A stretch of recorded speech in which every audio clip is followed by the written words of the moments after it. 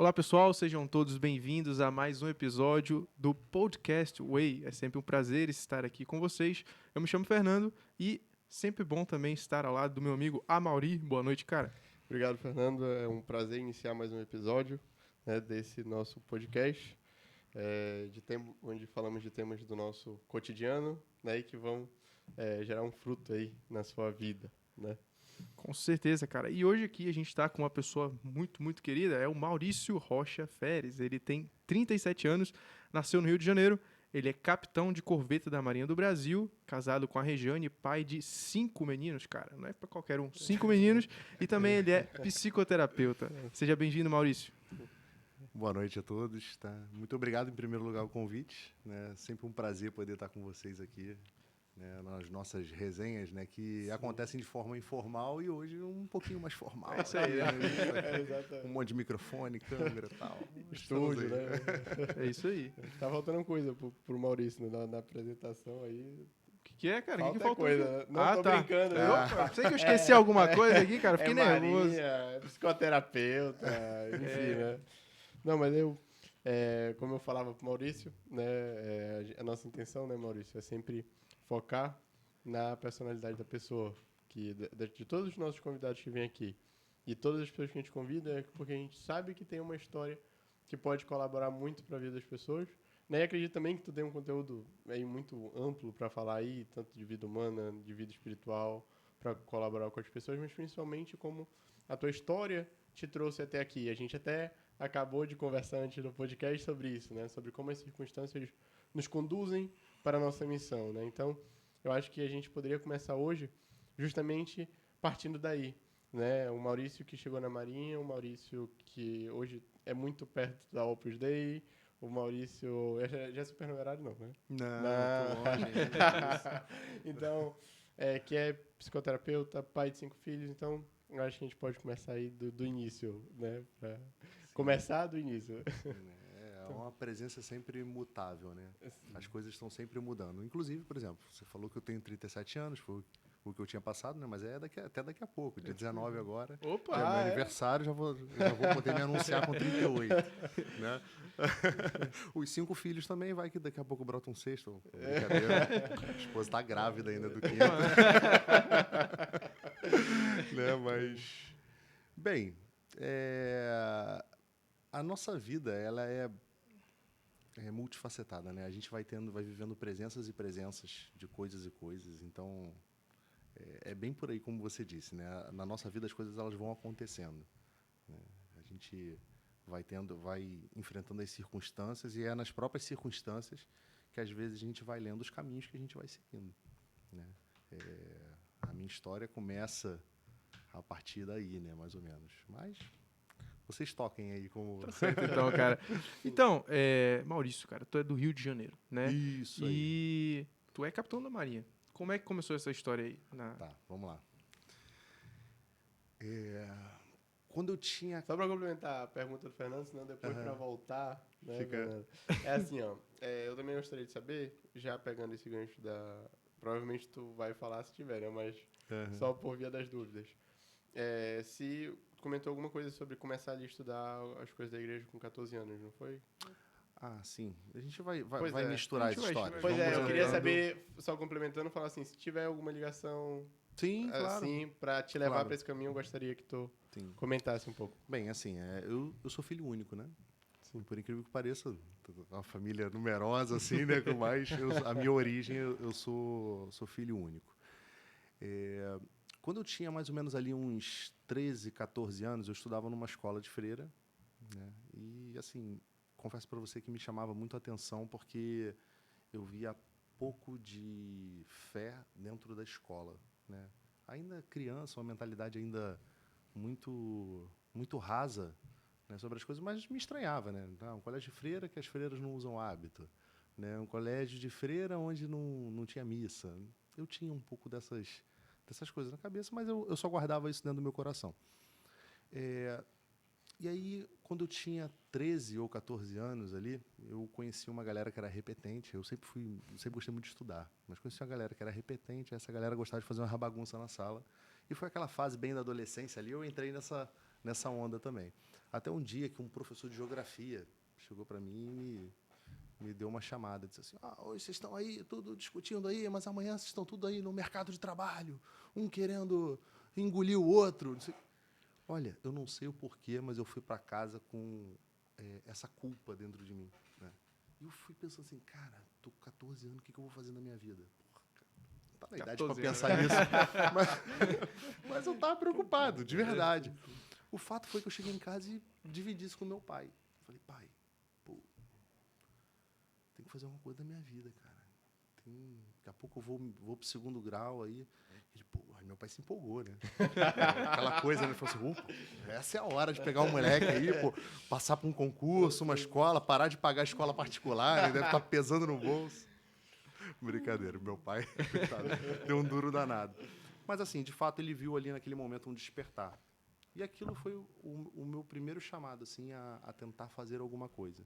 Só que aí minha mãe virou para mim e disse assim, pô, a gente tem um vizinho aqui, cara, que ele é da Marinha, tão bonito, ele vindo de farda. Na época ainda, os licenciamentos da escola eram com farda, né? Assim, você saía fardado da escola. Então ele chegava sempre ali, nos finais de semana, aquele retorno, ia para ali e minha mãe falou isso. O fato foi que eu adotei isso como um objetivo de vida. E eu comecei a estudar para concurso, né? Foi um ano inteiro estudando. Não passei na minha primeira opção. Pedi para meu pai para poder parar de estudar no fluxo normal, para ficar só fazendo curso. E aí, nesse 2º ano, eu passei para o Colégio Naval. É engraçado que as nossas motivações iniciais, elas são sempre muito baixas, assim, né? O que a cabeça de um garoto de 14 anos pensava? Pô, usar aquela farda lá, pô, as meninas, tudo olhando e tal, né? Pô, aí putz, você via aqueles filmes de super-herói, aqueles desenhos de super-herói, pô, agora eu sou comandos em ação, né? Aquela coisa toda, você tinha todos aqueles pensamentos. Mas esse era o sonho, né? O fato foi que quando eu passei, eu olhei e falei assim, e agora? O que faz um cara na Marinha? Né? E aí, cara, é que a gente vai vendo que é a circunstância mesmo que vai dizendo pra gente o próximo passo, o que fazer da próxima vez, né? Daí veio todo um desenrolar, porque veio a época de adaptação, os desejos de desistir, e você Quando não passa, sabe já muito mora bem. lá? Não? Sim, você passa, né? No caso, as provas na minha época eram ali por volta de agosto e setembro. E Tinha 15, em né? janeiro 14, você se 15. apresentava. Tu tinha 14, Eu tinha 15 anos. 15 anos, né? Janeiro você Isso. Aí você ficava se lá. apresenta em janeiro e, no caso, é em Angra dos Reis. Aí você vive lá, né? Você vive lá de segunda a sexta, dava serviço, aquela coisa toda.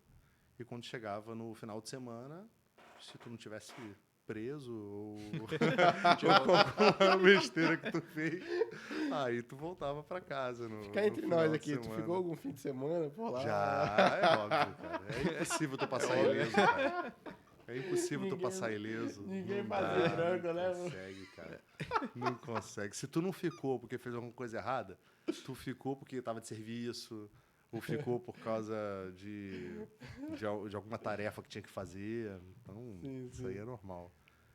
Foi assim, mais ou menos, que começou a minha vida, mais ou menos, dentro da Marinha. E, como você perguntou, né, da parte religiosa. Minha família é cristã, católica, né? Meus pais. Eu segui a cartilha normal ali, fiz primeira comunhão. Só que essa era a época da crisma, né? E aí eu não tinha como fazer a crisma na minha paróquia porque eu estava fora de casa, né? Estava morando no colégio interno. E, obviamente, que os sofrimentos lá dentro também, né? Aqueles desafios iniciais para um jovem, que era filho único, que a mamãe fazia tudo, que as coisas apareciam, as roupas apareciam limpas na gaveta, Do a nada. mala do nada aparecia arrumada, você comia, a louça magicamente ficava limpa, né? Obviamente, eu enfrentei algumas dificuldades no quartel, né? Nessa etapa inicial. E essas dificuldades também foram um ponto de aproximação, porque o que eu tinha de lembrança de ajuda, né, de apoio, quando meus pais estavam longe? Era um pouquinho da igreja. Então, eu me refugiava de vez em quando lá na capela.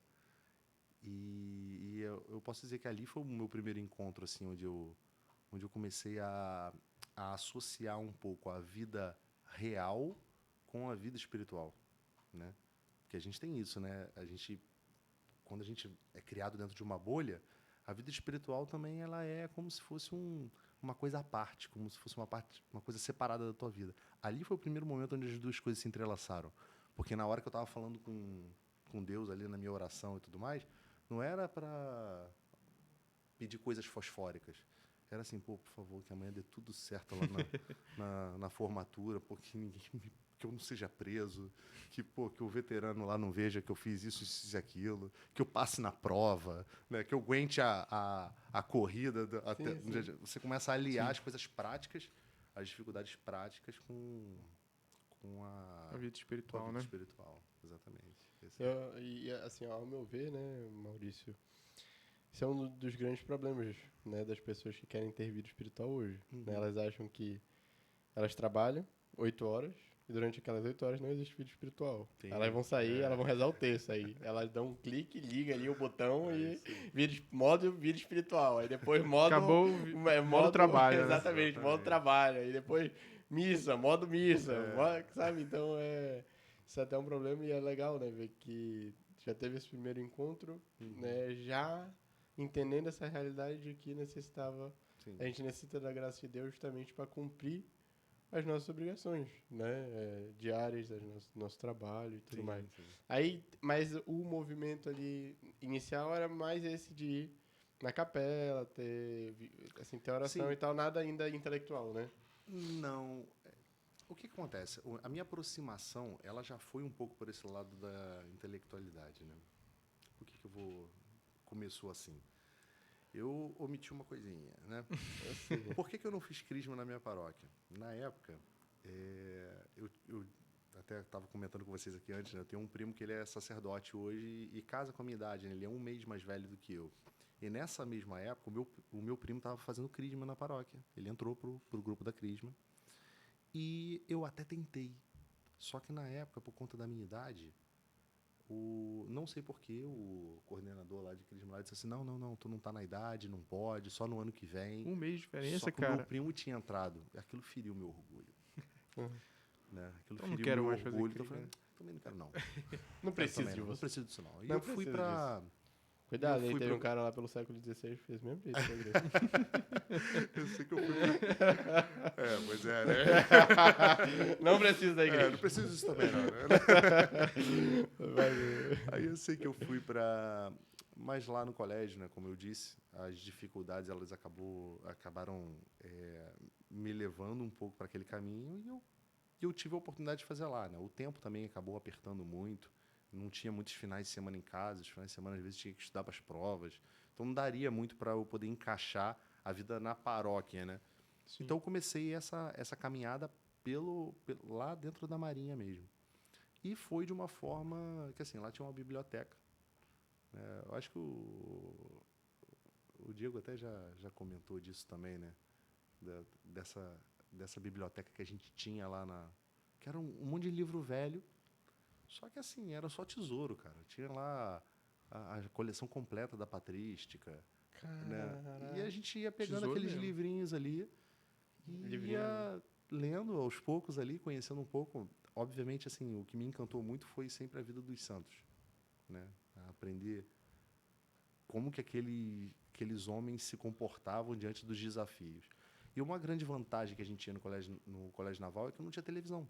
Eu não tinha televisão, não tinha celular, não tinha Então era ler, né, cara? Tinha que ler. computador. Legal, bicho. Então, assim, a tua forma de entretenimento era ler, de verdade. E foi assim por um bom tempo, porque era uma vida de colégio interno. Até tinha uma televisão. Essa televisão ficava no alojamento para dividir ali 200 pessoas. Pô, cara, aí eu queria ver. E eu odeio confusão, né? Então, assim, eu não gostava de entrar em disputa. Então, eu preferia saber, cara. Fica lá, Vai cara. Deixa eu lá, ficar com eu meu pegava um livrinho. livrinho ali e ia lendo, né?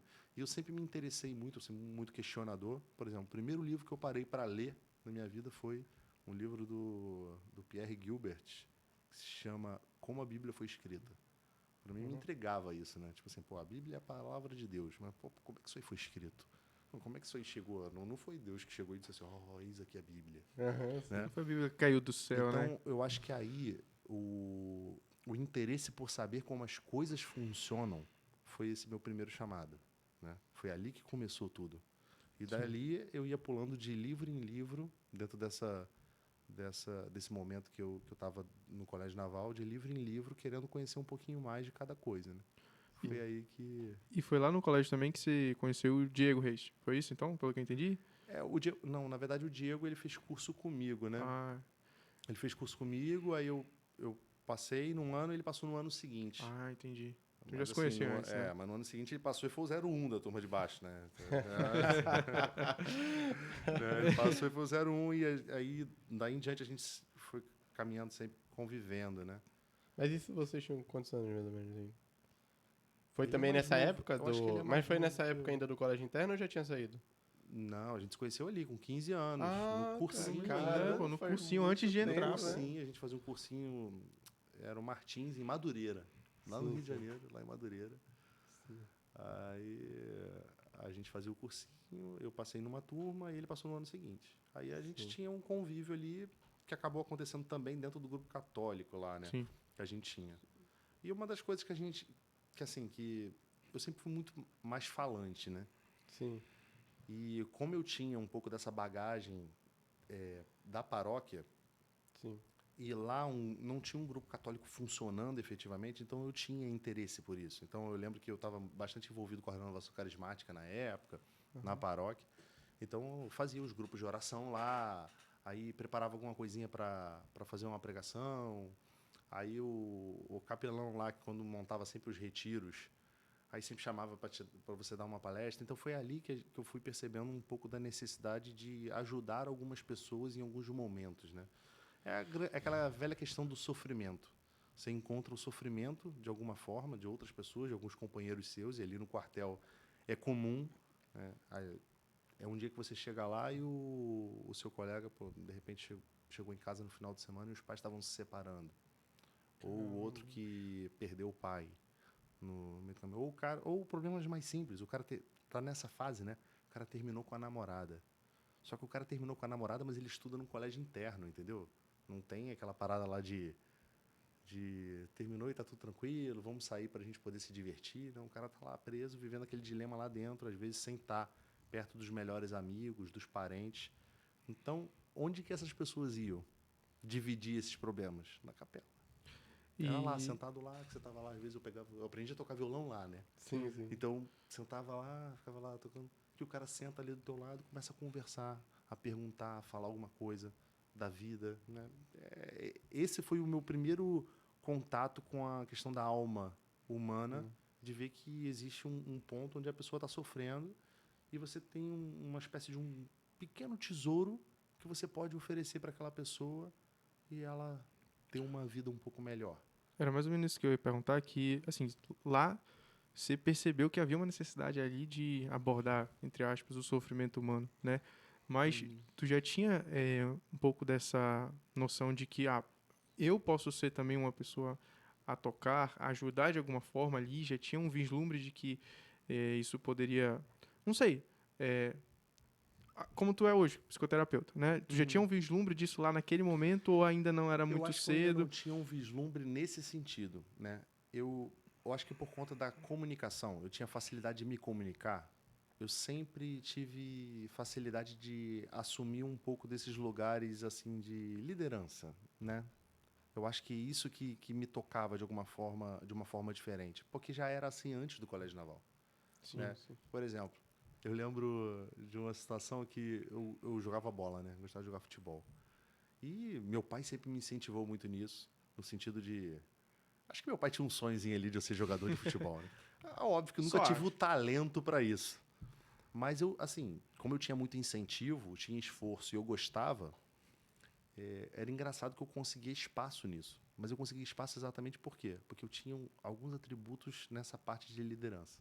Eu sabia motivar o pessoal, eu sabia ouvir um pouco a necessidade de alguém e eu sabia entender o que estava acontecendo no ambiente. Então eu percebia que eu tinha um talento para isso, né?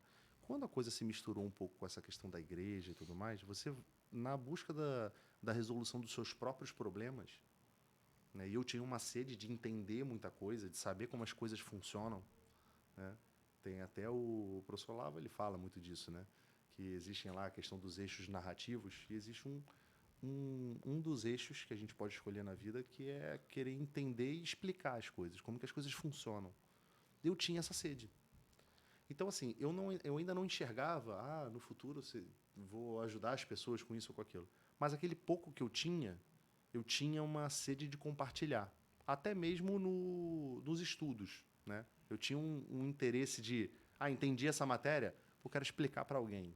Sim. Eu tinha essa habilidade de comunicação e tinha o interesse em fazer, né? Mas, assim, ainda não vislumbrava isso. É tudo uma história que acho que Deus vai construindo, né? Sim, sim. Cara, e assim, sobre a religião, né? Você disse que lá você teve esse primeiro contato entre vida real e vida espiritual e já tinha ali também nesse início algo assim da centralidade da importância lá da religião em si ou não, justamente por aquele não aquele vazio, mas aquela saudade, digamos, de não poder estar sempre recorrendo aos pais, né, que era ali a, digamos, a tua base, né? E aí depois sentiu essa necessidade de encontrar ali, como tu falou, né? Foi uma forma de meio que matar aquela saudade, né? De recorrer a alguém, enfim. Tu já enxergava ali a religião com essa centralidade que ela tem, né? Na nossa vida? Ou não era algo mais assim na prática do Não, dia? eu Hein? acho que isso é uma história que vai se construindo, né? Eu venho de uma família tradicionalmente católica, mas de uma família simples, Sim, né? Simples. Eu sou do subúrbio, lá do Rio de Janeiro. Tinha uma formação cristã, assim, principalmente da minha avó, uma vida muito piedosa, mas ainda não tinha muito a dimensão. Eu acho que a coisa ainda estava muito no âmbito emocional, né? Você sim, procura a Deus nas coisas que você está precisando ali, de necessidades imediatas, ou de uma questão emocional, ou de um problema que você está enfrentando. Mas esse é o caminho mesmo, sim, né? Assim, obviamente. na época eram muitas perguntas. Na época eu não tinha ainda resposta. Será que eu vou continuar na Marinha? Não vou continuar? O que vai ser da minha vida daqui em diante? Sim. Tinha outros anseios na vida, tinha várias dúvidas se eu ia permanecer ali dentro. Então a religião ela era um componente que acompanhou a minha vida, porque eu te trazia isso de berço. Era um acessório ali nos momentos difíceis, mas estava naquele momento cada dia mais ganhando espaço, como uma lente onde você vê toda a tua vida através dela, né? Sim. Tava ainda ganhando esse espaço. O iniciozinho foi assim. Foi algo que foi crescendo aos poucos, não teve Não, aquele boom, né? não Assim, era. foi Era um algo... descobrir, era um De novo, a gente despertar. volta para a questão da motivação, né, também. Né? Talvez uma motivação mais emocional, mesmo como tu falou, era algo que podia meio que matar a saudade daquilo que estava me Sim. faltando, ou, enfim, né? Algo emocional mesmo, como tu falou, né? E o que acontece, né? Essa trajetória dentro da carreira, eu estou falando de adolescente no ensino médio ainda, né? O colégio naval é isso, Sim, é um ensino médio. Agora, depois dele vem a escola naval, e aí é uma parte da minha história onde eu vou para o Rio de Janeiro. E aí é como se eu estivesse fazendo um ensino superior, eu já estou mais próximo de casa. E existem algumas figuras centrais que vão entrando nisso tudo, né? Por exemplo, esse grupo que eu estava falando, de amigos que estavam lá dentro, do grupo católico, Sim. ele vai se formando ali uma amizade também. Hoje, dali saíram afilhados de crisma, padrinhos de casamento, padrinhos dos meus filhos. É uma espécie de uma comunidade que você vai se formando, porque passa a ser o teu amigo de infância. Aquele amigo que você conheceu de 13, 14 anos, que estuda com você e que daqui a 20 anos você está trabalhando com ele.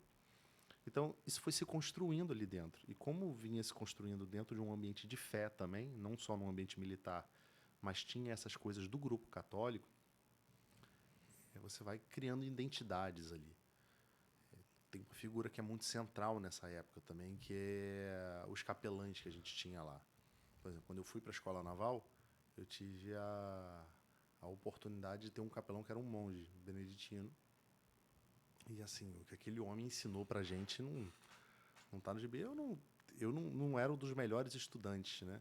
ou estava, às vezes, numa situação ainda emocional e de maturidade que não me permitia isso. Mas teve amigos meus que saíram dali já alfabetizados em grego, por exemplo. Em latim. Ele tinha... eu lembro, assim, que as pregações dele, eu não lembro de ter anotado, mas eu lembro que eu tenho gravadas elas dentro de mim. Eu conseguiria reproduzir para você hoje algumas pregações que ele fez, tamanha era a didática que ele tinha. E esse capelão, ele foi fundamental, assim, acho que na vida de todos nós ali que estávamos naquele grupo e que hoje já estão aí na carreira militar e dentro da vida de fé. É um homem assim que carimbou na nossa alma muita coisa. Aí, Não, pode falar. nesse período aí, foi pra lá, aí daí foi que tu conheceu a galera, o pessoal da Opus? Como foi? Era isso que eu ia Então. perguntar, pô, sobre a obra, pô, e o papel da Essa obra, história- quando é que foi, Sim. a importância da obra, enfim. Essa história ela vem um pouco depois. O que acontece? Quando a gente estava na escola naval, Porque ainda é um período complicado esse da escola, né? sim, Ainda é um período que você já está com um pouco mais maduro, né? Você já tá está mais velho, maduro. Sim, você já está quase terminando, então você já está pensando no que você vai fazer na tua carreira, você está começando a pontear esse início da saída do teu internato. Mas aí o que aconteceu mais nessa época, né? Eu lembro que eu gostava muito de estudar e a gente fazia até coisas que às vezes tinham uma falta de proporção, né? Por exemplo, aquela aula chata lá que tá tendo lá. Aí tu levava lá Diário de Santa Faustina, Confissões de Santo Agostinho, né? Aí tu ficava lá lendo, curioso daquelas coisas, ele levava para a sala de aula. E tinha um professor que às vezes ele passava, ele sempre pegava o livro e falava assim, legal, mas não comentava muita coisa. Quando ainda na escola naval, nas conversas com esse capelão, eu lembro que ele se preocupava muito com o tipo de espiritualidade que a gente levaria dali em diante, porque a gente ia se formar. O que acontece de bem peculiar na vida da Marinha? Você passa 7 anos de internato, tu sai dali, tu embarca num navio e tu vai passar ali, sei lá, 4, 5 meses viajando, 3 meses em tal lugar, 3 meses em outro lugar, passando, sei lá, 150 dias de mar no ano. Muitos ficam noivo no período da escola, então já sai ali segundo tenente, casa, já sai de uma vida de internato e já entra numa vida completamente diferente, né? Eu lembro que eu sentia saudade, por exemplo, de sair para comprar pão. É uma coisa que o internato te tira, né? Sim. Ele te preserva de muitas outras coisas, me ajudou em muitas outras coisas, mas ele te tira essas coisas básicas, essas liberdades que a gente tem. Então isso passa a ser evento quando você se forma, caraca, eu vou ali na esquina comprar um pão, né? Não fazia parte do meu dia a dia isso. Pois bem, uma coisa que ele se preocupava era o tipo de espiritualidade que você vai viver, né? Aqui não é questão de ser certo ou de ser errado, mas, por exemplo, uma pessoa que está vivendo ali sempre na renovação carismática, né? Então, uma das coisas que é importante para ela se abastecer é participar dos grupos de oração. Sim. Como é que eu vou participar de um grupo de oração vivendo embarcado? Então, uma das coisas que ele tinha uma preocupação era essa, de criar em nós uma espiritualidade que pudesse ser compatível com o nosso tipo de vida. E aí foi nessa ocasião que ele falou, olha, vocês podiam conversar com o professor fulano de tal. E esse professor, ele foi se aproximando da gente, conversava com a gente uma coisa ou outra. Tal. Conheci o professor, não? Oi? O professor é conhecido? É o professor José Geraldo, né? Ele é numerário, né, da obra lá no Rio de Janeiro. É um dos idealizadores lá do Colégio Monte Alto, inclusive lá com o João Malheiros e tal.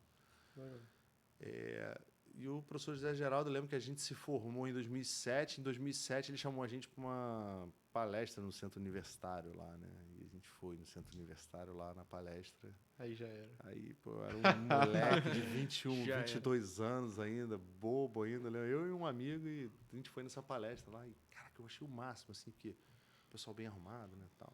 Botaram lá o PowerPoint lá, assunto, educação dos filhos. Eu falei, pô, eu não sou nem casado, cara. Mas eu achei a palestra interessantíssima. Pô, anos depois eu fui saber, quem me deu a palestra foi o João Malheiro. Tá aí, né? Foi diretor do Porto Real, né? Sim. Tá falando bastante sobre educação. Mas eu não tinha essa valorização ainda das coisas. E logo depois a Marinha me jogou para Salvador. Então eu fui para Salvador e a minha vida foi tocando. Só que aí... Mas você ainda não foi pra nenhuma outra religião, não, né?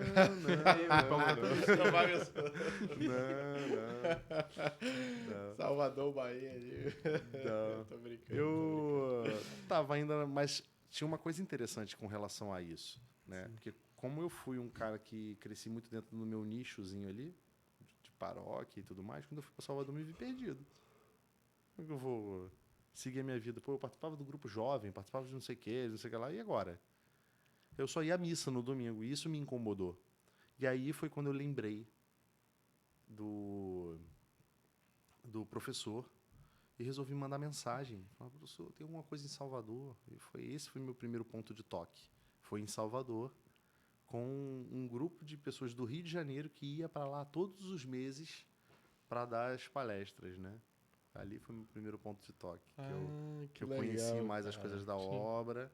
Foi assim. Justamente por essa necessidade de ter uma espiritualidade ali no teu dia a dia, né? Que tu não conseguia suprir porque tava perdido ali, pô. Exatamente. Muito legal. Exatamente. Legal. Aí nisso, Maurício, já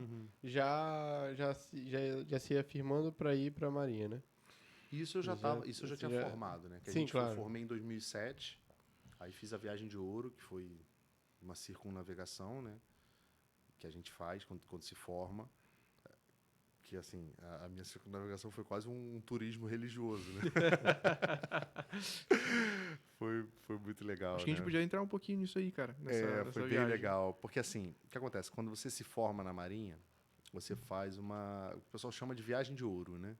É uma viagem de instrução, que é como se fosse o teu estágio, né? Sim. Tu tá lá, né? Medicina não tem o internato Tem lá, internato. que você fica lá para ver a parte prática. Exatamente. Então, a nossa vida também. Você tem que entrar num navio e ir para o mar.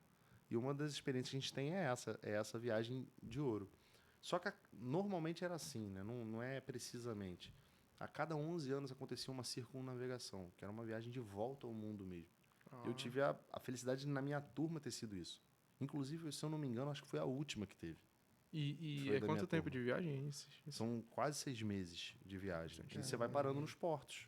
E você tem ali 2, 3 dias em cada porto. Mas aí eu tinha oportunidade de ir Egito, Itália, Singapura, Japão, que mais? Grécia, Inglaterra, que mais? China, Caraca. Colômbia, E em Estados cada porto Unidos. desse, uns 2, 3 dias. Pô, em cada porto desse eram uns 2, 3 dias. Pô, quando foi na Europa, meu amigo? Rapaz. Aí, pô, eu fui tudo, cara. Que tu imaginar aí. Eu fui. Né? Eu tava vivendo esse amor, né? Esse era o grande tesouro que tinha ali. E tem alguma experiência assim particular, algo ali que aconteceu nessa viagem assim que tu tem marcado aí, que eu acho que seria legal? Cara, é assim, uma coisa que acaba ficando muito turística, né? Tu Aham. tá vendo as novidades, mas teve coisas... Por exemplo, quando eu fui a Peltritina, né? E San Aham. Giovanni Rotondo. Sim, Quando eu fui, era quando estavam fazendo a exumação do corpo do Padre Pio. Padre Pio. Então eu cheguei lá e vi o Caraca, bicho. corpo, entendeu? Caraca. Era uma aventura, né? Fui a Lourdes, por exemplo, estava tendo um negócio para os peregrinos lá. Tinha todo um circuito preparado. Você recebia um cartãozinho assim, você ia adesivando a ida nos lugares. Então, assim, teve essas experiências, né? Teve Sim. a audiência com o Papa lá. Caraca, e é engraçado bicho. que na audiência com o Papa vai uma galera da Marinha. E você tava lá? Não, eu especificamente não estava lá embaixo. Ah, entendi. Mas teve uns amigos meus que foram lá mesmo, Caraca. falar com o Papa. Foram uns 6 meses bem, E né? isso foi bem Muita intenso, experiência, bem caraca. intenso. Uma experiência que eu acho que eu não tinha a proporção de quão legal isso ia ser, né? Assim. Sim. Mas, assim, você faz essa viagem toda e volta e é mundo real. Pé no chão de novo, aí tu começa a tua vida de trabalho, efetivamente. No meu caso, eu tenho a parte de formação em máquinas e tu começa... Que foi aí que tu foi pra Salvador, né? Mandado Não, em Salvador. a princípio eu fiquei no Rio um tempo, quando eu fiz o aperfeiçoamento, fui para Salvador. Ah, entendi. Aí fui para Salvador e já era chefe de máquinas de um naviozinho pequeno lá. Aí tu começa uma outra dinâmica de vida, né? Entendi. E depois de Salvador, cara, voltou pro Rio, aí que já veio Manaus, como é que foi? Porque onde é que entra Manaus na tua história, né, cara? Vamos lá. todas essas coisas, elas vão criando experiências, né?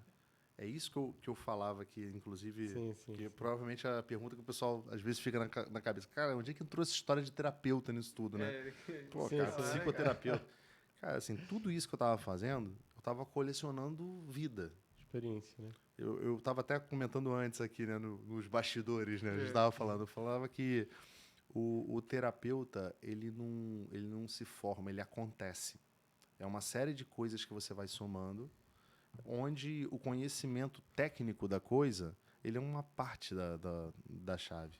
Mas você precisa colocar tudo isso daí a serviço de uma vida que realmente aconteceu. Né? Uma coisa, uma experiência real de vida. O que eu estava fazendo nesse período todo aí? Eu estava vivendo. Né? E vivendo muitas experiências. E é legal tu falar isso, ô Maurício. Até porque eu até postei no meu Instagram essa frase de São Pedro Julião, que ele fala por que Jesus fez a Eucaristia, né? Porque ele falou que nada poderia substituir a pessoa de Jesus, né? Então, nada que Jesus pudesse fazer ia substituir a presença dele. A gente tem uma sede, essa é a palavra-chave, a gente tem uma sede de presença. Presença. De né? presença. Então, essas experiências ajudam a que tenha essa presença mais... Sim, porque o ser humano, ele é assim, né? É na presença que a gente vai se transformando nas coisas, né? Aquela frase lá, famosa lá do Camões, né? Transforma-se o amador na coisa amada. É à medida com que você vai se colocando na presença das coisas, amando as coisas que você vai vivendo, que você vai sendo um pouco elas e elas sendo um pouco você. E aí você vai se transformando nas experiências que você vai vivendo. Vai ficando um pouco aquilo em você. É diferente de você fazer isso somente intelectualmente, de forma intelectual. Você imaginar, se colocar em tal lugar. É diferente de você estar ali e viver a realidade. E com certeza a tua bagagem intelectual que tu já tinha te auxiliou ainda mais, né? A viver melhor essas presenças. Sim, quando a gente vai, os estudos, aquele período todo que era uma espécie de um retiro dentro do colégio interno, ele vai te permitindo ele me permitiu um ambiente propício, longe de distrações, que deu para você ir estudando um pouco, conhecendo, poderia ter feito mais, mas eu tive essa oportunidade. Além de ser um ambiente interessante, né? Onde você vai, muito jovem ainda, aprendendo a dialogar com outras pessoas, conversar com outras pessoas, entender um pouco do comportamento humano. Essa foi a questão. Cara, eu acho que presença ela é uma palavra central para o que a gente está conversando aqui, porque, né? Além da gente estar presente, né? Que é nesse âmbito que a gente está conversando aqui, a presença de outras pessoas também é muito importante, né? Na nossa história, na nossa vida. Né? Eu conversando há um tempo com a Maria, eu falei que, cara, o meu ano passado, assim, foi um ano fantástico. Por quê? Porque eu tive a oportunidade de conhecer muitas pessoas, ou seja, muitas presenças entraram na minha história que me fizeram assim, caraca, bicho, colecionar ainda mais experiências e amadurecer ainda mais e ampliar o imaginário. Então, não só a gente estar presente, né, é importante, né, se fazer presente nessas experiências em si, mas ter a noção de que a nossa presença também pode ser importante para a narrativa de alguém, enfim, isso é muito importante, né? Esse é um ponto interessante, né, do que você está falando, porque o que foi acontecendo na minha vida? Eu fui acumulando essas experiências. Mas até então, era uma coisa guardada para mim. Era uma coisa que eu ia vivendo para poder aplicar na minha vida. Ia estudando para aplicar na minha vida.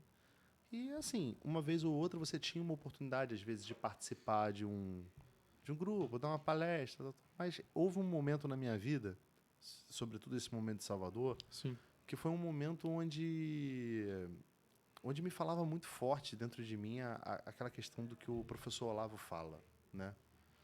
Eu sempre fui obrigado não é obrigado, mas assim, eu sempre tive que me colocar em movimento de forma muito precoce. Com 15 anos já era coordenador de Crisma. Lá no Colégio Naval não tinha ninguém para tocar o negócio. E eu tinha essas habilidades, então deixa comigo. Eu estava sempre nessa posição de falar. Mesmo sabendo que eu ainda era muito jovem, né? Com poucas experiências na vida. Então, quando eu vivi essa época de Salvador, foi uma época que eu falei assim, cara, eu quero ficar um pouco quieto no meu canto. Eu quero conhecer as coisas. E existe uma coisa que é muito importante para você desenvolver um pouco do conhecimento na vida, é você aprender a ouvir um pouco sem falar, né? Guardar um pouco, meditar as coisas dentro do teu coração, né? Evitar um pouco essa soberba de já querer tá, entre aspas, no palco. Sim. Então isso também era um aprendizado, era uma luta constante dentro de mim entre o que é vaidade de estar falando e o que é um compromisso de você dividir aquilo que você está aprendendo. Porque existe um limiar, né, entre você querer aparecer e entre você estar sendo egoísta, de não dividir aquilo que você recebeu.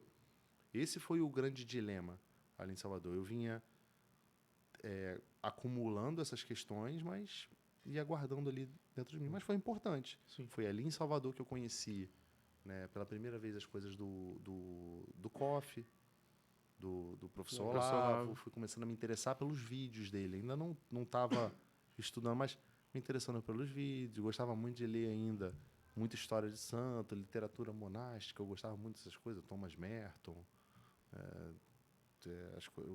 a própria regra de São Bento. Eu achava legal essas coisas, né? Porque eu achava útil. Não só no critério religioso, mas ele me trazia ferramentas humanas. Eu lembro que foi essa época que eu comecei a ler as conferências de João Cassiano, que fala muito sobre essas coisas essa parte de vícios, virtudes. Era um assunto que me interessava. Os Santos Padres nessa parte, eu acho que eles são fantásticos. Sim. Eles são fantásticos. Essa parte de vícios e virtudes. Isso, porque ele me trazia uma coisa muito prática. Como eu posso encontrar uma boa vida humana? E eu tinha uma ideia de fundo, de que se Deus criou o mundo de tal forma, você é feliz, você se conforma com a vontade dele. Mas como se conformar com a vontade dele? Eu vinha nessa luta, na vida pessoal. E isso em Salvador. Eu voltei para o Rio de Janeiro, tinha uma expectativa de comandar ainda como capitão-tenente, não aconteceu. Manaus aconteceu num susto. Por que aconteceu num susto? Porque eu tinha uma longa vida no Rio. Eu já estava casado, já tinha o meu primeiro filho. Você conheceu a sua esposa com quantos anos? Então, a Regiane eu a conheci, eu tinha 27. Não. Foi 2012. Cuidado. Não, 2012. Ela vai ver esse podcast. 2012 eu a conheci. Eu tenho que fazer os cálculos para saber quantos anos eu tinha em 2012. Eu lembro que ela era muito jovem. Sim, A gente tinha 21. Foi na volta de Salvador pro Rio. Eu tinha 27. Foi na volta de Salvador pro Rio, não foi? Foi na volta... Não. Na verdade, foi antes de ir para Salvador. 4 meses antes de ir para Salvador, eu conheci a Regiane. Foi uma paixão, assim. E quando eu fui para Salvador, ela já foi comigo. Né? Já foi relâmpago. Tudo, né? E isso em 2012. Quando eu voltei de Salvador, eu tinha uma expectativa de comandar ainda como capitão. Não aconteceu. E quando eu vi que não aconteceu, eu tinha uma longa vida no Rio. A expectativa é que eu ficasse ali no Rio uns 5, 6 anos. Só que a gente nunca gostou de morar no Rio de Janeiro, a verdade é essa. Ela é do Rio? Ela é... Eu a conheci no Rio, ela estava morando no Rio, mas ela é capixaba. Ah, sim. E aí ela não queria ficar no Rio. Perigoso e tal. A expectativa profissional para mim ali também não era muito boa, né? Eu estava na fase de que precisava viajar mais, essas coisas. Então surgiu a oportunidade de eu ser imediato de um navio aqui em Manaus. Uhum. Aí eu dei um nome, vim pra cá. Não tô aqui até hoje. Não, minto. Veio a oportunidade, na época foi a época até que eu tinha acabado de conhecer o Dr. Ítalo, né? Sim. Em 2015. Isso que eu ia te perguntar, nessa época, tu já conhecia o Miguel? Não. O menino já, né? O Diego já. O Diego já. O Diego é meu padrinho de casamento, né? E eu sou o padrinho de casamento dele. A gente tinha uma relação muito próxima, né? E foi até um desses amigos meus da Escola Naval, que é o Ortiz, que quando eu voltei de Salvador com o meu primeiro filho, ele me falou, pô, tem um curso bacana aí, cara, do Instituto Brasileiro de Família. Aí ele me falou, falava sobre um curso chamado Primeiros Passos, que era sobre a educação dos filhos, tal. E é um momento, assim, que todo mundo que tem, quando tem o primeiro filho, é chocante a mudança de rotina, né? Aquela coisa, não dorme mais. O Miguel sabe o que eu tô falando ali, né? É legal. O Maurício sabe. O Maurício sabe também. Aquela coisa de... Sim, sim. aquela coisa de... Pô, caraca, não dormi à noite. Aquela coisa toda assim, fica meio... Pô, e agora tem uma vida, agora um serzinho aqui na minha mão que chora quando tá com fome, que faz cocô, tem que trocar E chora fralda. pra dormir, isso eu nunca consegui Pô, aquela coisa que tu não sabe, assim, tu tava só você e sua mulher, né, ali, sua esposa. Então, eu fui fazer esse curso. Aí, nesse curso, os meus preceptores lá era o Henrique Cal e a Carla Cal. Ah, sim. Éramos 5 casais. E várias intervenções, quem dava era o Ítalo e a Sâmia. Sim. E ali bateu logo uma identidade, primeiro porque as palestras que ele dava era uma coisa que tu olhava e falou assim, cara, tem algum conhecimento diferente aqui, esse cara fala de uma forma diferente. E a Sami acabou tendo um ponto de toque ali interessante, porque ela era médica, não estava trabalhando como médica, e a Regiane estava na época da faculdade, né? No meio da faculdade de medicina, com um filho. Então teve aquela troca de conversa ali, a Regiane perguntando como que ela fazia. Que legal. A Regiane era muito jovem. Então, ali foi o primeiro ponto. Quando, em 2015, eu tive uns episódios que eu tive transtorno ansioso generalizado, essas coisas todas, e eu tava pensando em ir no médico. E aí eu liguei pro Henrique. Falei, pô, Henrique, tô precisando de um médico. E o Henrique é neurologista, né? Aí, o que tu acha, não sei o quê. Aí ele disse assim, pô, cara, tu precisa ir num psiquiatra. Não sou eu, né? Mas, vai num psiquiatra. Aí eu falei, pô, tu conhece algum? Ele, pô, cara, eu só confio no Ítalo. Aí eu fui no Ítalo lá. Aí a gente acabei me identificando muito, né? Um cara sensacional, né? E essa decisão de Manaus foi tomada no consultório dele. Foi isso que foi interessante. Porque quando surgiu a oportunidade, aí eu liguei pra ele, falei, pô, aí surgiu essa oportunidade aqui. Ele, pô, cara, vamos estudar essa situação. Aí tinha umas questões financeiras, tinha a questão do casamento, tinha a questão dos filhos, tinha a questão da carreira. Aí eu lembro que ele falou assim, pô, cara, eu acho que vai ser uma boa pra você, hein? Isso daí. Aí eu vim. Isso era 2017, agora já, quando isso aconteceu. Cara, não deu 6 meses disso daí, começou a melhor família do mundo, Instagram, e estourando lá, né, aquela coisa toda. Roubaram meu psiquiatra. Pô, roubaram meu psiquiatra, conseguia mais falar com ele, conseguia mais mandar zap. Mas a minha vida já tinha se mudado para cá, né? E outros desafios foram acontecendo, porque é a primeira vez que eu estava ali, ó, imediato. O que é um imediato? O imediato é o subcomandante de um navio, né? Era o comandante, eu e a tripulação. Sim. Essa é a segunda Qual parte da seria, novela. Desculpa a curiosidade, tá, Maurício? Mas qual seria a função, assim, o que... O americano chama de executive officer, né? Ou seja, o que é o imediato? Ele é o cara que executa as ordens do comandante. Sim. Então, o comandante ele é um cara um pouco mais isolado dentro da constituição ali do navio, porque ele é o cara que toma as decisões. Mas o cara que toca o bumbo lá, que faz as coisas acontecerem, que organiza as missões, que faz tudo para poder levar a decisão do comandante, é o imediato. Né? Então é uma experiência assim sensacional, porque o imediato é o encarregado de pessoal também. Sim. Então assim, se o comandante ele é preservado aquele lugar mais reservado, tranquilo, de paz, de decisão, ele não é todo o acesso a ele é via cadeira hierárquica. A do imediato é diferente. A gente costuma dizer, não, o imediato tem que estar com as portas abertas, porque aí senta de tudo ali com você para conversar. E essa foi a grande experiência, né? Senta aqueles caras, às vezes, sargentos, suboficiais, muito mais velhos do que você, às vezes com idade para ser teu pai, e tu vai ajudar o cara a fazer um planejamento financeiro para a vida dele. Ou o cara vai conversar com você sobre o problema que ele está com a esposa. Ou o filho dele adolescente que ele não está sabendo lidar. Por quê? Porque a gente viaja, cara. E esses problemas, eles não dão uma pausa. Então, essa foi a primeira experiência humana que eu estava ali, experimentando aquilo. Escutando o sofrimento. Escutando o sofrimento das pessoas. E você, por ser uma figura de autoridade ali dentro, as pessoas depositam confiança em você mesmo. não há essa separação muito clara de vida pessoal e vida profissional, porque a vida militar ela é uma carreira. E no caso da Marinha especificamente, o cara deixa a casa dele para passar 30 dias no navio com você, vivendo as missões que você tem que viver ali, algumas delas com risco. Então, ocorre uma interação nesse aspecto. Então, essa foi minha primeira experiência ali, né? O fato foi que, quando terminou isso tudo, eu voltei para o Rio de Janeiro, fui para o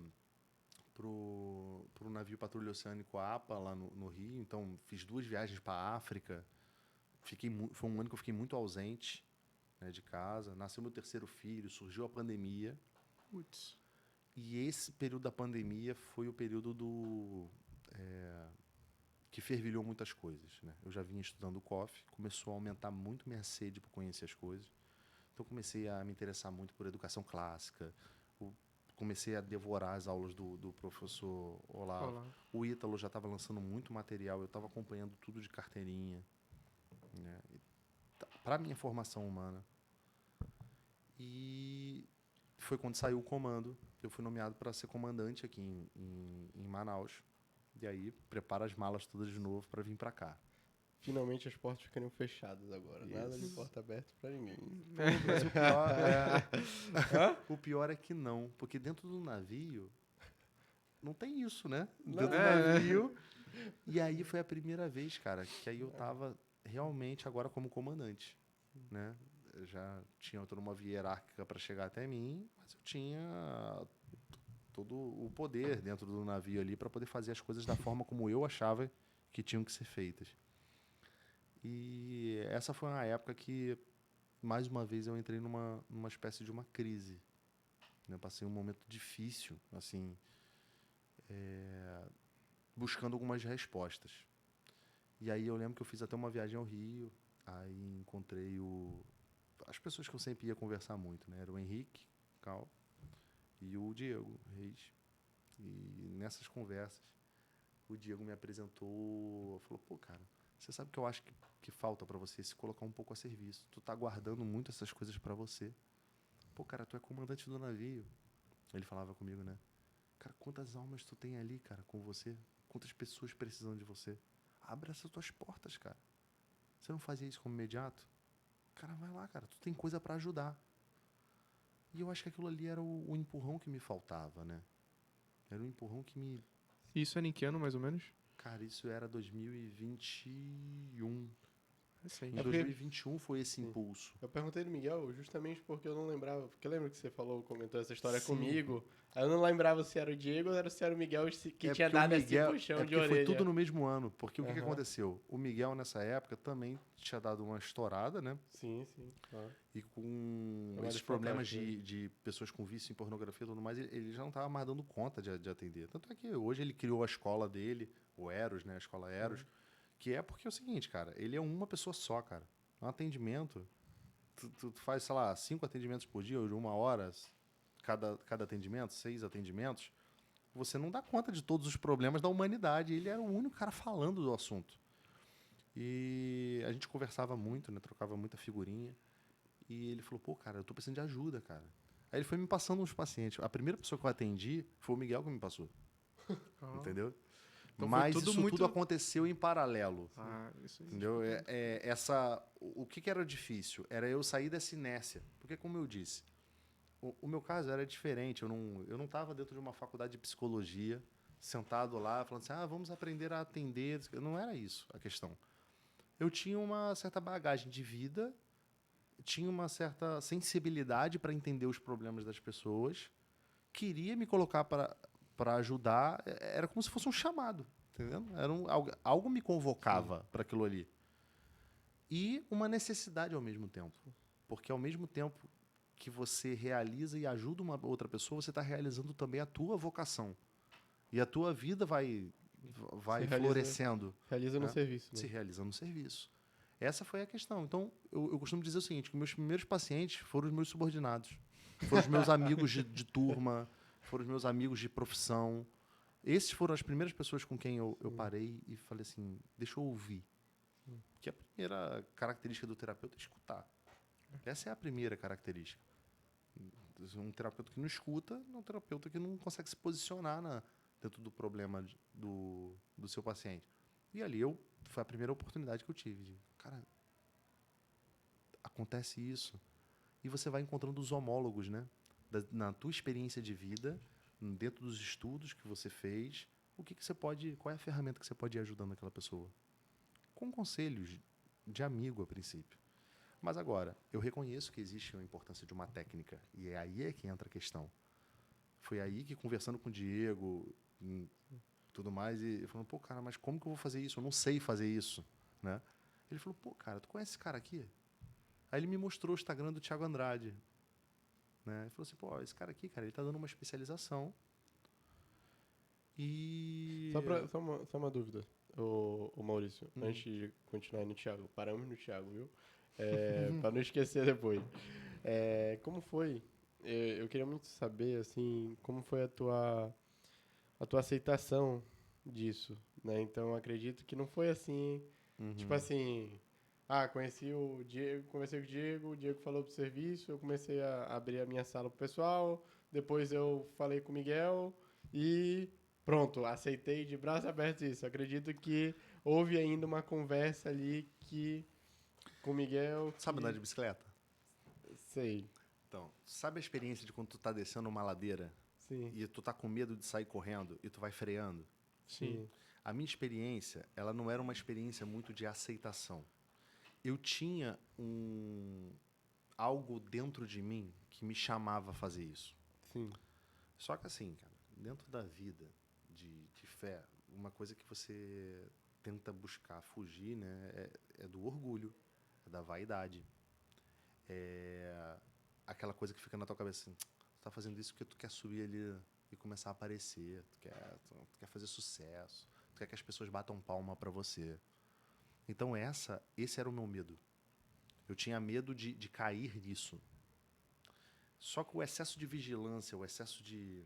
Não gosto de usar excesso de prudência, porque prudência é uma virtude, né? Então, mas o excesso de cautela, de medo de dar errado também, medo de fracassar.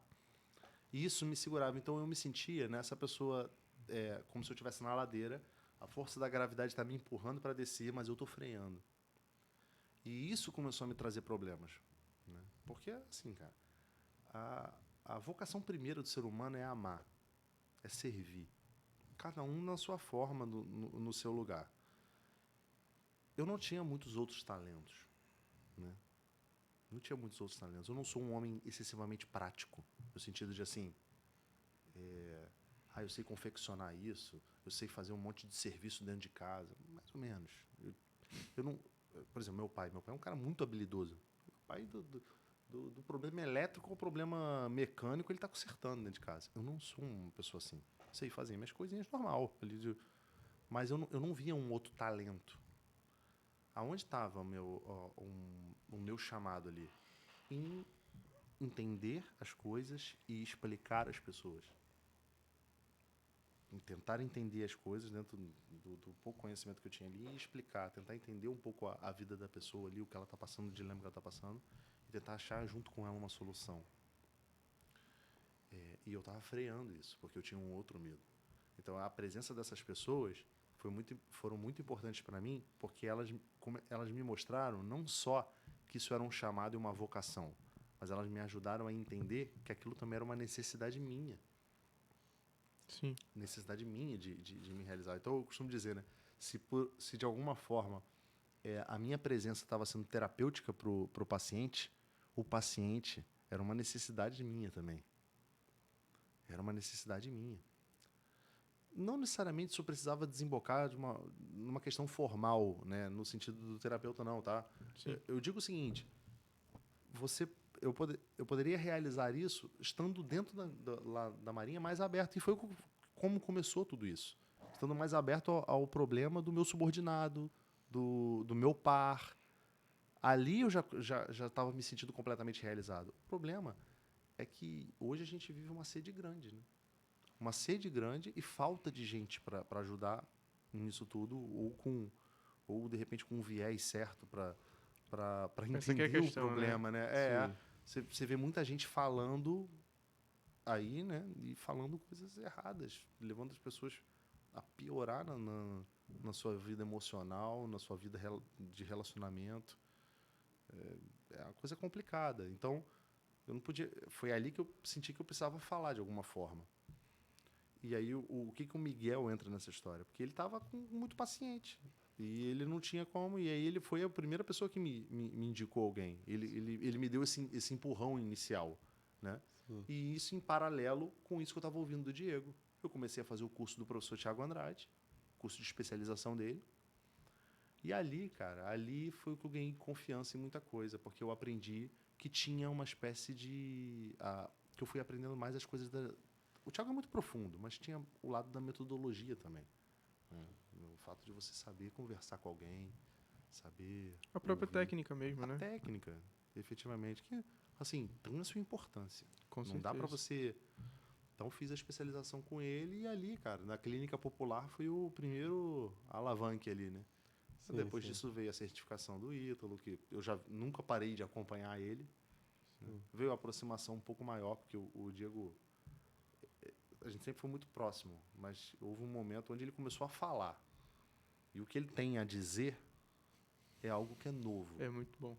É muito bom, é diferente, é uma visão de mundo completamente diferente e que, para mim, me era muito cara, porque em cada voz ali, em cada fato que ele coloca, eu conseguia ver um pouquinho do pedaço da vida, né?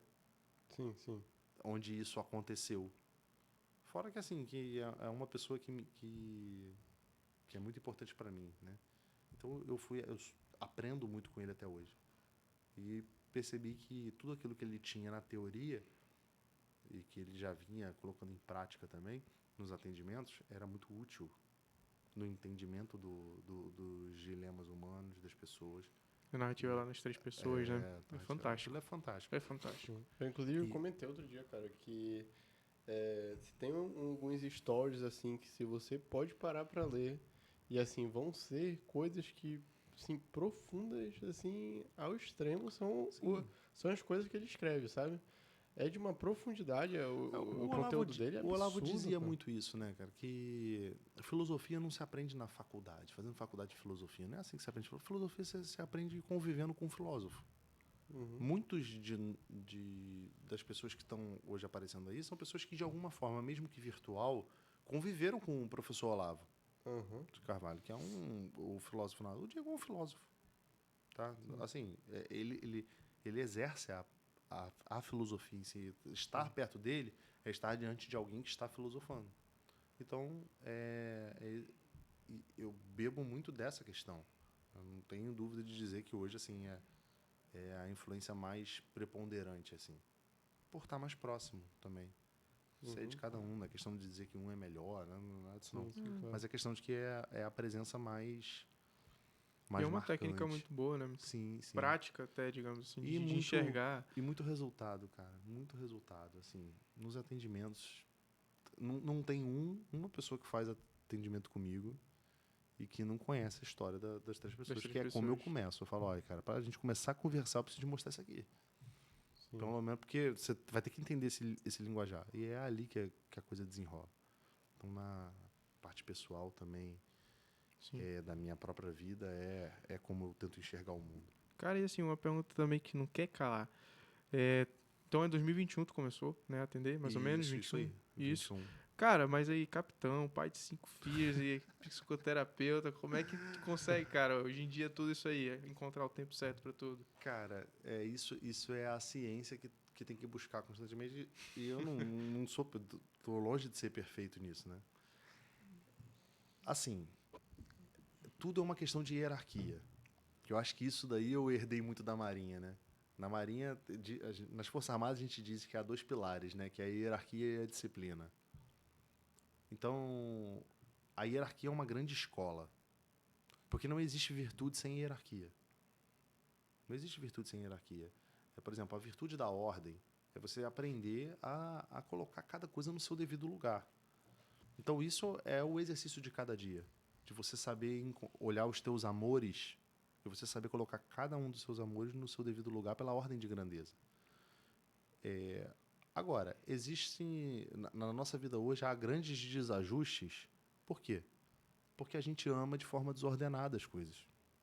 A gente ama até o controle de forma desordenada. Por exemplo, as pessoas chegam para mim e dizem assim, falam muito com a minha esposa, é até um discurso que é uníssono nesse aspecto. Ah, como é que vocês dão conta? Não dá conta. Não dá para dar conta dos 4 filhos. Não dá, cara. Como é que você dá conta? Santo anjo do Senhor, meu zeloso guardador, se a ti me confiou piedade divina. Porque, cara, você tem que contar com as ferramentas que você tem. Agora, o que acontece com as pessoas hoje é um excesso de controle. Eu tenho que estar presente em tudo, eu tenho que estar controlando tudo. Só que é o seguinte, cara. Tu não controla nada, né? Se a gente, para um olhar atento, a gente percebe que o controle do ser humano ele é muito pequeno. Eu até costumo brincar com as pessoas na terapia que eu digo o seguinte, olha só, essa tua mania de controle que você tem, você escolheu estar aqui agora, conversando. Nós escolhemos estar aqui agora. Sim. Só que há uma série de coisas que nós não escolhemos. Por exemplo, teu coração está batendo e você não está escolhendo isso.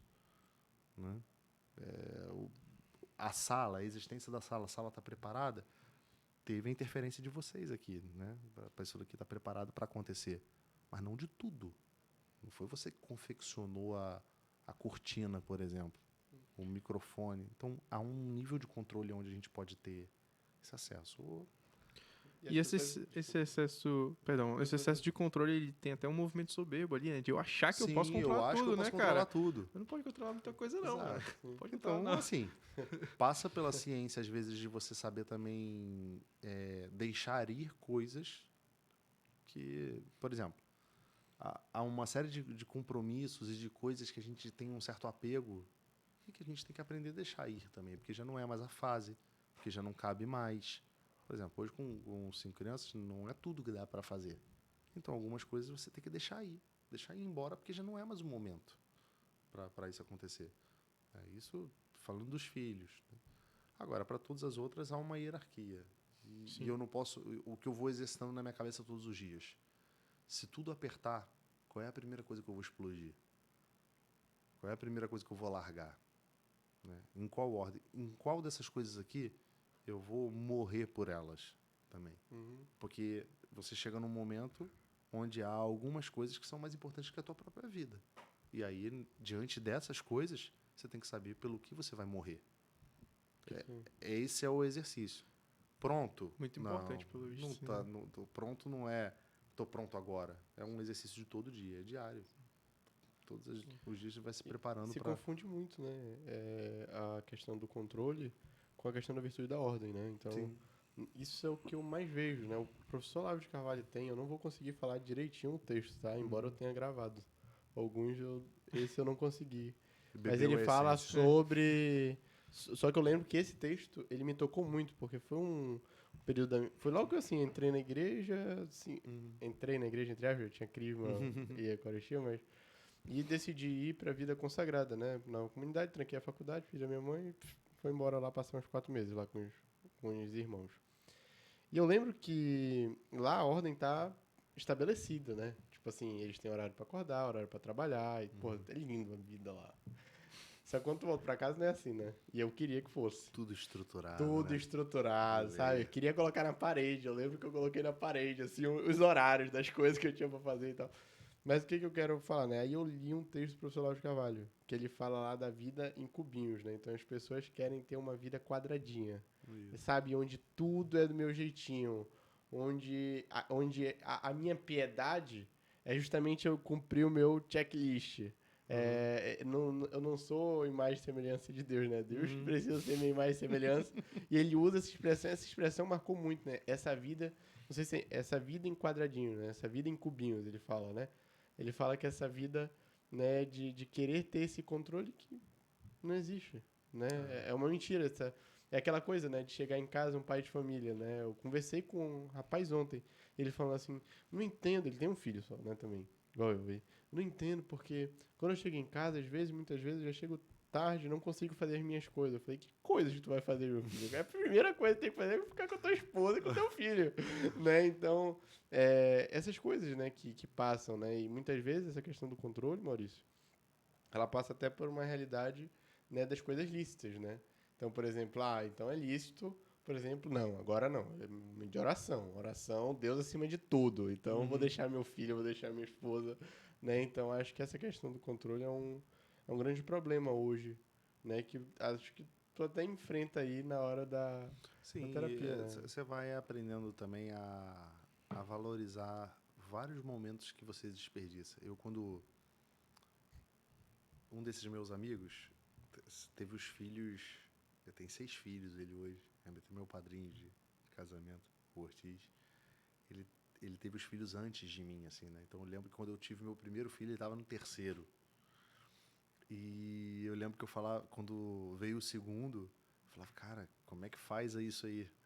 Pô, ele falou, olha, Maurício, toda vez que eu tenho um filho, eu percebo que eu tinha era muito tempo.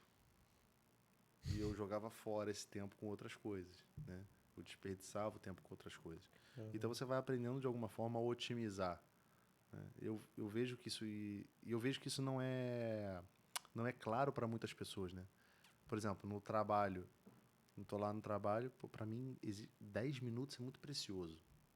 Porque 10 minutos quanta coisa dá para fazer em 10 Pra minutos, fazer cara? muita coisa, né? Foi 10 minutos, cara, tu consegue fazer, por exemplo, uma leitura espiritual aí que você faça.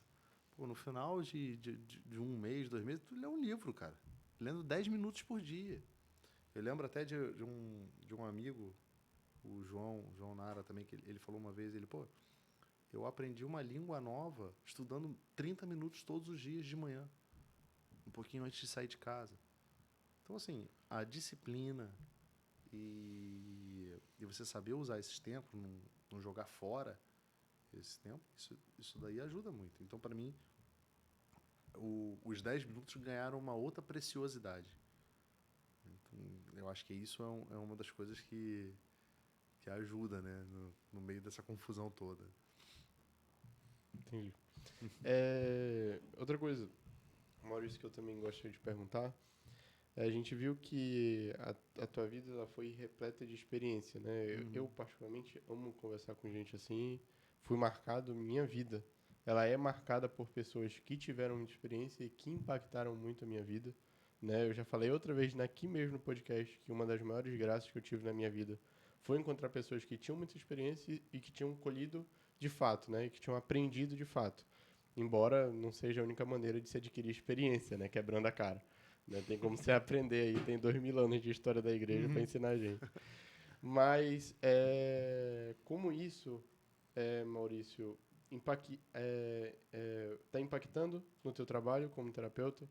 Como isso tem impactado também a vida da tua família? Porque, óbvio, a tua família já tem uma experiência aí, né? Já faz parte, mas mais para cá, né? Mais tarde. Justamente para saber, assim, né? E deixar essa mensagem para as pessoas que estão nos escutando, né? A importância de adquirir experiência, né?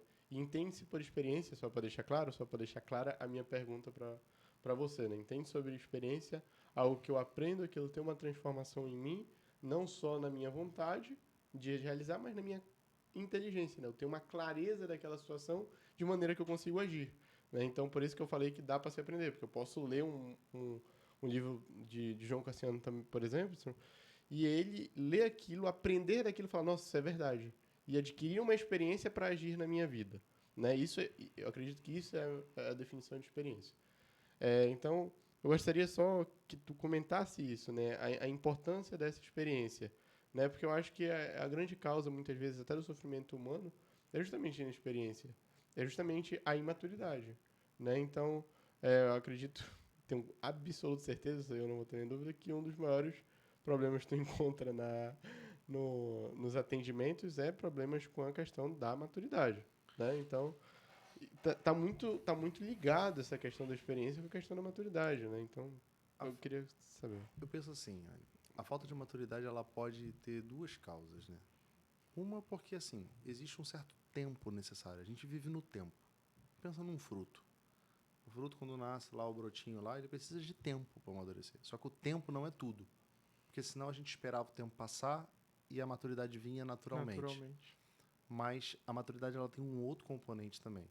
Eu costumo dizer nas terapias o seguinte, que viver não se trata de você fazer uma música, mas se trata de você saber ouvir a música maior e saber dançá-la. Por quê? É claro que existem partes dos nossos roteiros na vida que nós fazemos, escolhemos, mas existe um roteiro maior. Tem até aquela música Doce é Sentir, né, que é música antiga da igreja, que fala sobre um poema que é de São Francisco de Assis, né, no qual ele fala assim, né, doce é sentir, doce é saber, não estou sozinho, sou uma parte de uma imensa vida. Essa, para mim, é uma chave. Você se perceber como parte de uma imensa vida. Você é parte dela, você não é ela por completo. Então, não tem aquela frase lá do Ortega y Gasset que ele diz, eu sou eu e minha circunstância? Por quê? Porque as nossas experiências, as coisas nas quais a gente se coloca presente, elas vão formando a nossa personalidade. Só que a gente não escolhe tudo que está ao nosso redor. Mas uma coisa a gente escolhe, estar naquele momento. Ou não estar. Então, uma das grandes coisas que causam imaturidade é a escolha das pessoas de não estar presente naquele momento. E quantas coisas hoje são motivos de distração? Por exemplo, você está lá na tua casa lá com teu filho, com a tua esposa, aí tu pega o teu celular e você escolhe não estar presente naquele momento. Você escolhe estar viajando em milhões de outras coisas. Essa escolha, essa recusa de viver a tua circunstância, é óbvio que ela vai te deixar mais imaturo. Você está perdendo a oportunidade de aglutinar na tua personalidade aquela experiência. Aí não importa quantos livros você vai ler. Porque ler um livro sobre estar com os filhos não é a mesma coisa do que estar com os filhos. Tá entendendo? Então, Sim, o claro, livro claro. ele precisa ser um extensor da tua experiência. O que é o livro? Ele é o seguinte, o livro ele vai me levar para aquele lugar onde eu não posso ir. Ou seja, eu vou tentar adiantar um pensamento de alguém que já pensou sobre aquele assunto, ou ele vai falar sobre algum lugar que hoje eu não tenho condições de ir, ou sobre um tempo que eu não tenho como ir. Vai ampliar a imaginação ali, Ele de vai certa ampliar a forma. imaginação, mas ele tem que partir do pressuposto que eu estou vivendo A minha a circunstância. minha né? circunstância, as minhas atualidades. Até porque eu vou entender essas coisas do passado, distante, de outros lugares e tudo mais, com as referências da minha experiência. Ou seja, o Olavo tem até... Cara, eu esqueci de quem é que diz isso, que é mais inteligente aqueles que viu mais figurinhas no mundo. Né? Por quê? Essa é a matéria-prima da nossa imaginação. A gente só imagina coisas que nós já vimos. A gente pode combiná-las, Sim. mas a nossa imaginação ela faz um intercâmbio de coisas que a gente já viu. Então, se a gente viu muitas coisas, a gente tem mais ferramentas. Então, grande ferramenta para amadurecer. Faz o que deves e está no que fazes. Está Né? no que fazes. Faz o que deves, ou seja, qual é o teu dever de agora? Sim. Faz. É fazer isso daqui? Esteja ali, pô, presente. Sim. E isso daí é a grande ferramenta de Eu maturidade. acredito que seja o grande problema hoje também, né? Esse não estar presente, né? Tu Sim. que tem contato com as pessoas aí na psicoterapia, com certeza, eu acho que não vou jogar aqui um número assim para não ser leviano, mas a grande maioria tem algum problema assim relacionado à presença, né? Não estar presente ali. Cara, isso sempre foi o problema.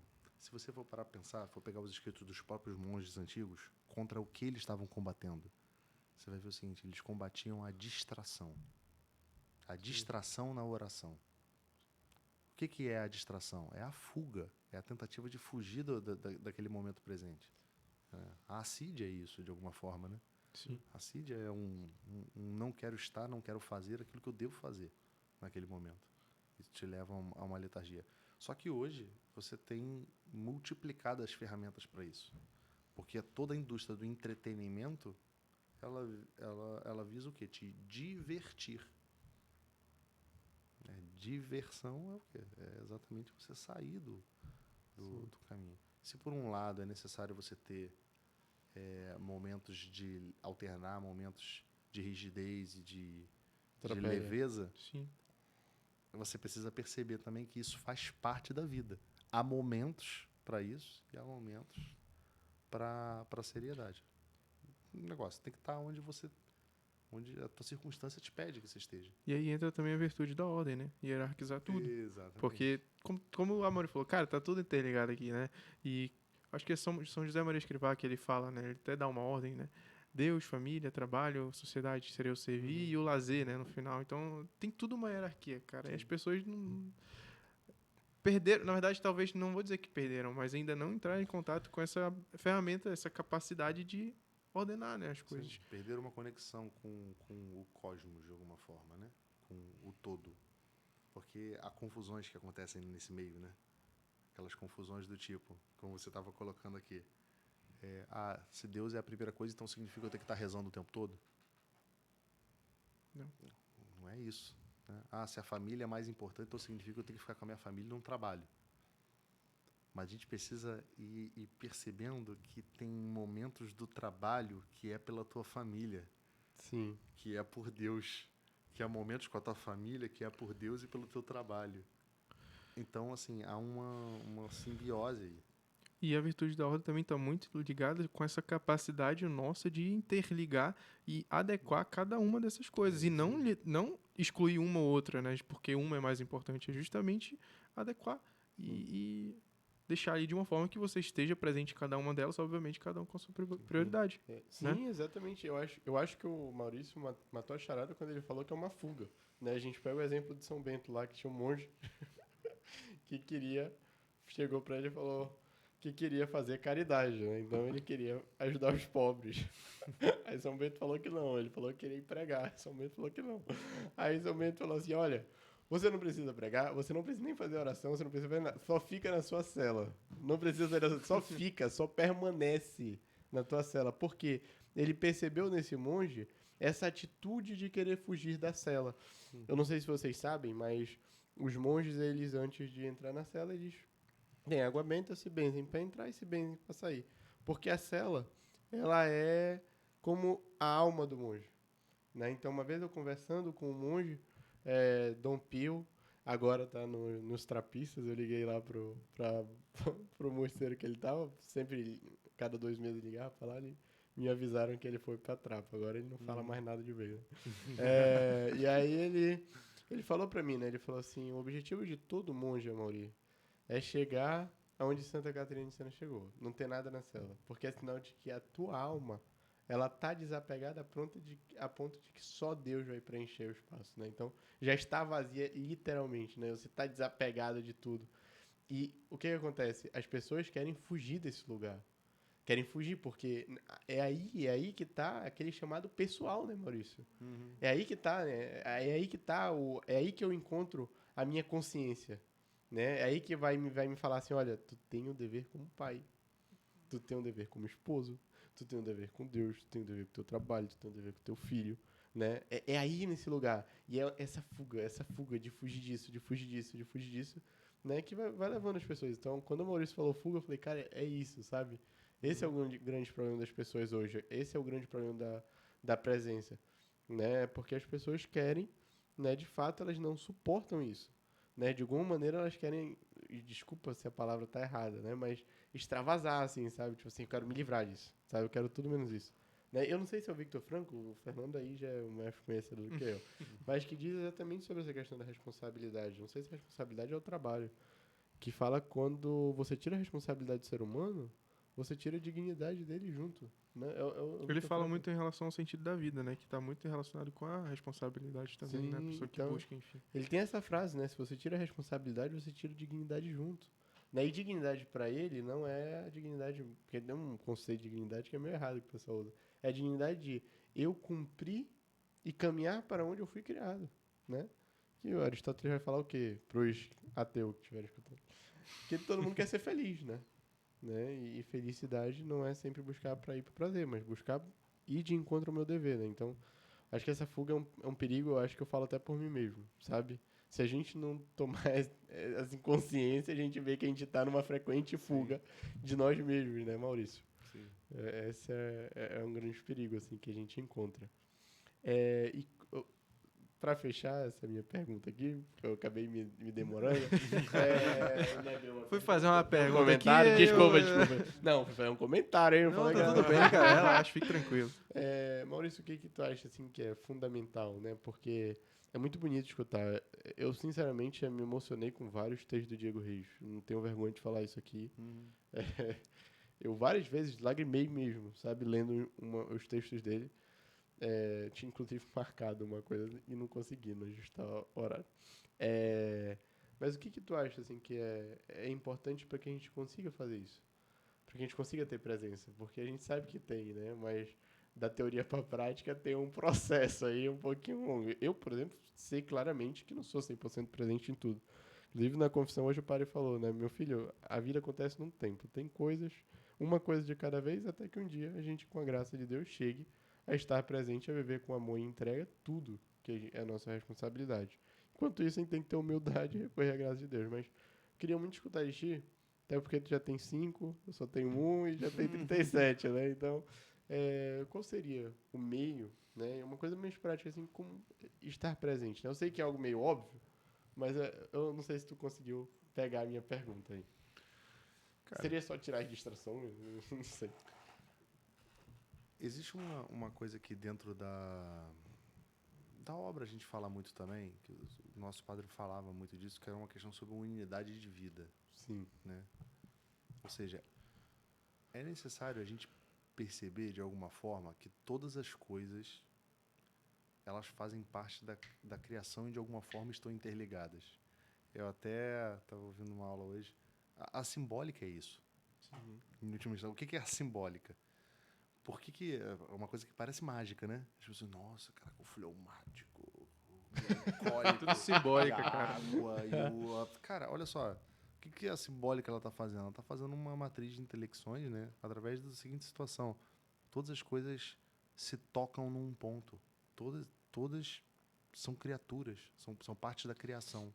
Né? É essa história de São Francisco, né? Sou uma parte de uma imensa vida. Então eu entendo que é o seguinte, todas as vezes que a gente vai fazendo, vai procurando estudar, vai procurando conhecer, o homem tinha essa questão no passado, né? O conhecimento é a tentativa de conhecer um pouco mais da mente de Deus. Uhum. É Sim. conhecer um pouco mais como que funciona o intelecto divino, onde todas as coisas fazem sentido. Então, assim, eu penso que o que nos ajuda a estar presente em cada momento é a gente perceber o lugar daquilo ali no todo. Entender o lugar daquilo no todo. Por exemplo, por que naquela hora que eu estou com meu filho eu tenho que estar ali? Porque aquela posição, aquele lugar, aquela presença, ela é insubstituível. Não tem outra pessoa que poderia estar naquele lugar fazendo o que eu estou fazendo. E é ruim quando a gente começa a olhar, né? A gente citou várias pessoas aqui, né? Falamos de pessoas, são personalidades hoje aí que a gente vê, né? O Diego, o Ítalo e tudo mais. Só que teve uma coisa que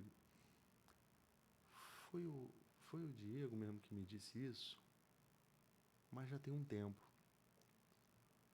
Quando o Ítalo estava fazendo já bastante sucesso, né? Todo mundo ouvindo, todo mundo fazendo. Veja o que aconteceu, né? Eu contei para vocês aqui que eu tive um ponto de contato com ele, né?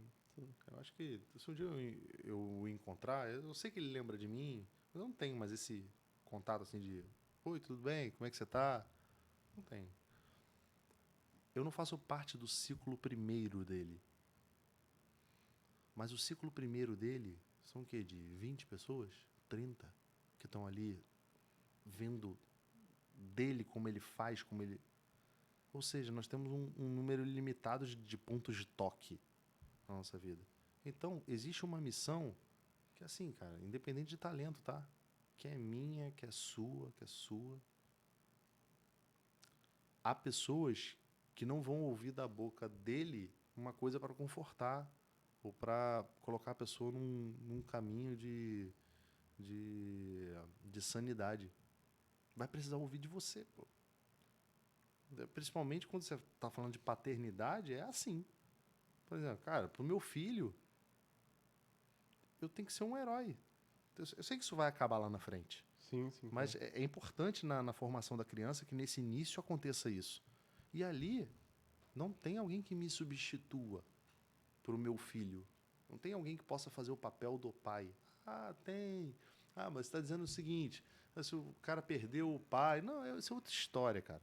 Claro que Sim. as pessoas têm que entender isso, né? Estou dizendo que que ninguém é insubstituível nesse aspecto, né?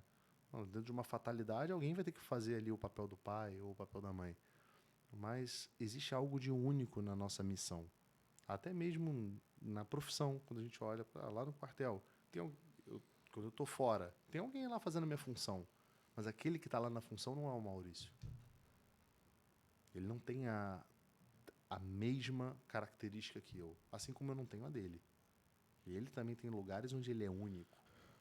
Então, acho que conhecendo e entendendo essa unidade do cosmos e percebendo que nós temos responsabilidades, né, no mundo, coisas que cabem a nós, nos ajuda a estar presente, a fincar os pés ali no lugar. Isso tem mais a ver com um movimento individual nosso, mesmo pessoal, né? Porque, assim, como tu falou, né? O cara lá que tá te substituindo, ele não é o Maurício, não tem as características do Maurício. Mas ele, naquele lugar, por exemplo, o que eu posso fazer aqui agora para que eu esteja presente de fato? Ele como... Né? Então, ele, não olhando assim numa comparação em si, né? Porque de fora, obviamente, ele não é o Maurício, mas ele olhando para si naquele momento, tá? Eu tô substituindo o Maurício. O que eu posso fazer agora de fato aqui para que eu esteja presente, né? Então, é mais um movimento pessoal e individual naquele momento, né? Eu entendi dessa forma. Sim. Aí. A frase de São Francisco explica bem, né, isso. Eu nunca tinha escutado essa frase dele. E simples, né? Simples. São Francisco tem essa... Eu entrei com essa né? música no casamento. Sério? Ela é famosa, chama, o pessoal tem, acho que em italiano lá, Fratello Solo, Sorella Luna, né? Doce é Sentir, que tem em português a tradução, né? Acho que tem até uma que a Ziza Fernandes canta. Doce é sentir meu coração. Depois... É bem bonito, assim. Vou já deixar anotado aqui, né? Exatamente, o Maurício vai vir dar um show aí, ó. Mas eu acho que essa questão, assim, de se enxergar insubstituível, eu acho que a melhor maneira de ver isso é na família, né, Maurício? Sim, acho que a família é um lugar onde escancara, né? onde escancara isso, sabe? Na família não tem jeito, Sim. sabe? Na família, assim, ali é o lugar onde nós somos únicos, sabe? Somos únicos mesmo. Porque, assim, beleza, vamos entrar aqui, vai ter várias hipóteses que pode não acontecer, mas, por exemplo, a gente pensa, cara, em algo mais monótono, assim, sei lá, um cara de empresa, assim, mas não um cara que direciona, nada disso. Um executor lá, do mais baixo e tal. O cara vai entrar e vai sair e a empresa simplesmente não vai lembrar desse cara, entendeu? Porque vai entrar outra pessoa e vai ser mais um outro funcionário, entendeu? É diferente do dono e tal, assim, já entendi isso. Né? Apesar de que o dono morrer, tiver um bom CEO ali, entendeu?